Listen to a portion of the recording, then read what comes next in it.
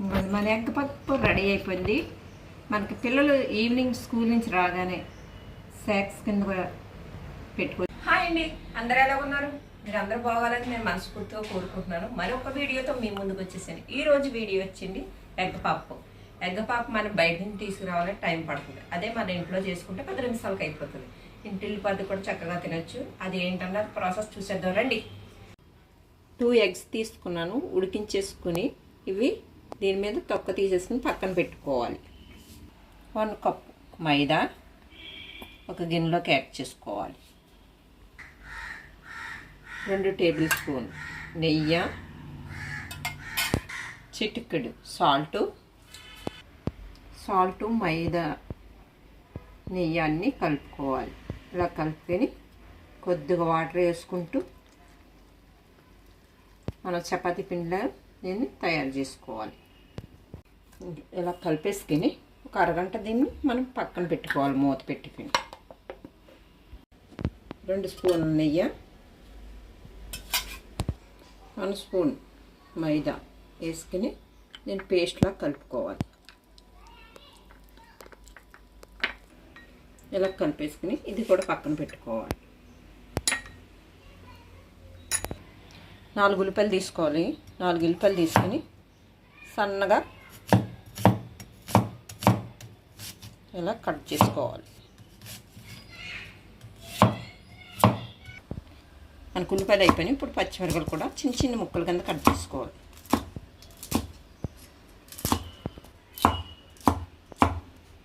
కొత్తిమీర ఇది కూడా చిన్న చిన్న తురుము కింద కట్ చేసేసుకోవాలి. ఇప్పుడు ఇది అయిపోయిన తర్వాత కళాయి పెట్టుకోవాలి. కళాయి వేడైన తర్వాత ఒక 3 స్పూన్ల వరకు ఆయిల్ యాడ్ చేసుకోవాలి. మనం కట్ చేసిన ఆనియన్స్, కట్ చేసిన పచ్చిమిరపకాయ ముక్కలు ఇవి వేయించుకోవాలి. ఇలా మగ్గిపోయిన తర్వాత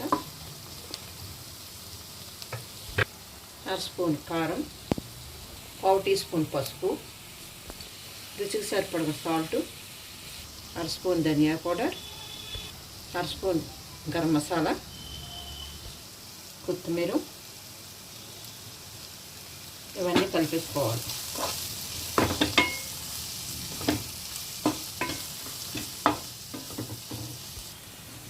ఇప్పుడు గ్యాస్ కట్టేసుకుంటున్నాం.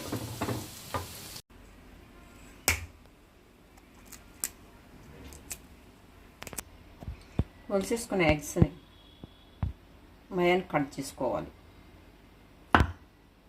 అలా ఇవి 4 పేర్లు పక్కన పెట్టుకోవాలి.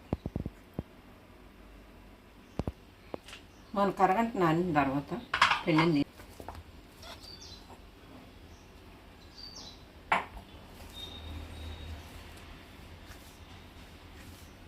ఇలా మెత్తగా చేసుకోవాలి. ఒక్కసారి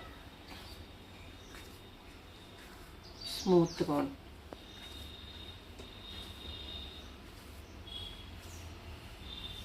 ఇప్పుడు 4 ఉండలుగా చేసుకోవాలి.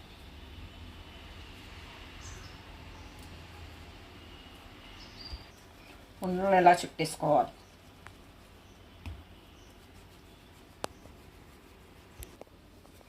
చపాతీ కర్ర తీసుకొని పూరీలా చేసుకోవాలి. ఇవి 4 రావాలి, అందుకని కొంచెం ఎలాడుపుగా చేసుకోవాలి పూరీ అన్నది.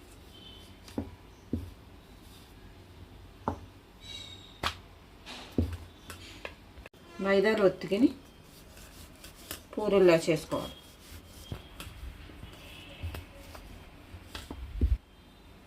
మళ్ళీ పక్కన పెట్టుకోవాలి. అలాగే 4 కూడా సేమ్ ప్రాసెస్లో చేసేసుకోవాలి. మన మైదా పిండిని నెయ్యి కలుపుకొని పెట్టుకున్నాం కదా, క్రీము దీనికి అప్లై చేసుకోవాలి.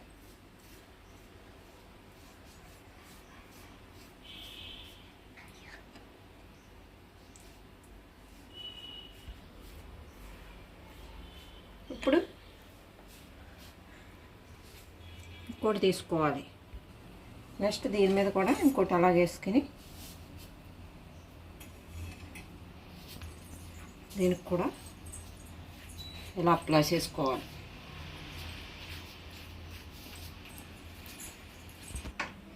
ఇలా నాలుగోది కూడా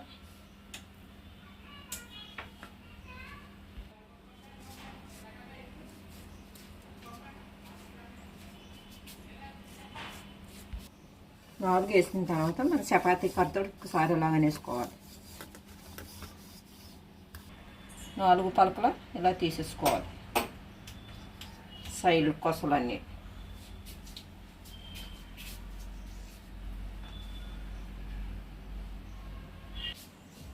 ఇలా మయ్యాన్ని కట్ చేసుకోవాలి సమానంగా.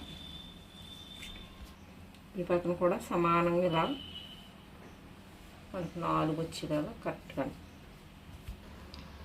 స్టఫింగ్కి చేసుకున్నాం కదా, అది 4 ఇట్లు పెట్టేసుకోవాలి.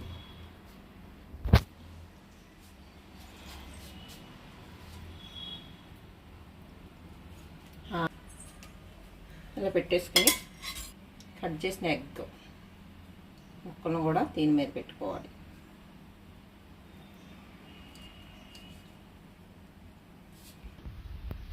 ఈ కొస తెచ్చుకొని దీని మీద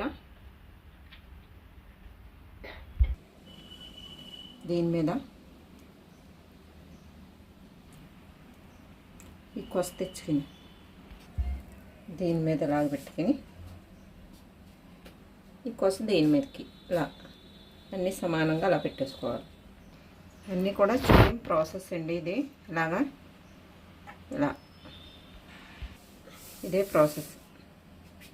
అలాగ అయిపోయిన తర్వాత మళ్ళీ ఇంకో కొస ఇలాగ వేసుకోవాలి.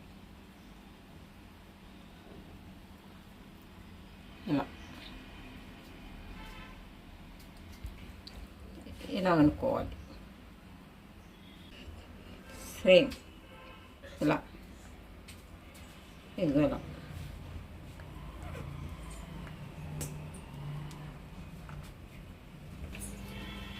డీప్ ఫ్రైకి ఆయిల్ పెట్టుకుని మనం చేసుకున్నాయి ఇంట్లో ఒక్కొక్కటి వేసుకోవాలి. రెండో పక్కన టర్న్ చేసుకోవాలి. ఒక పక్కన వేగిన తర్వాత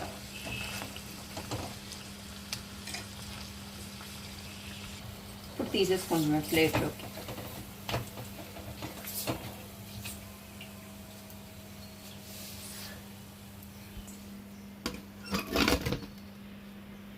ఇలా తీసేసుకోవాలి. ఇలా 4 రెడీ అయిపోయినాయి. మన ఎగ్ పప్పు రెడీ అయిపోయింది.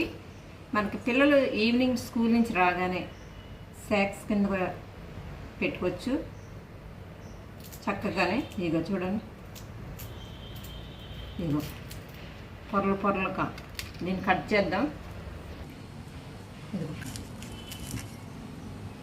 అది ఎగ్ చూడండి చక్కగానే మనకి కర్రీ చక్కగా ఉంది.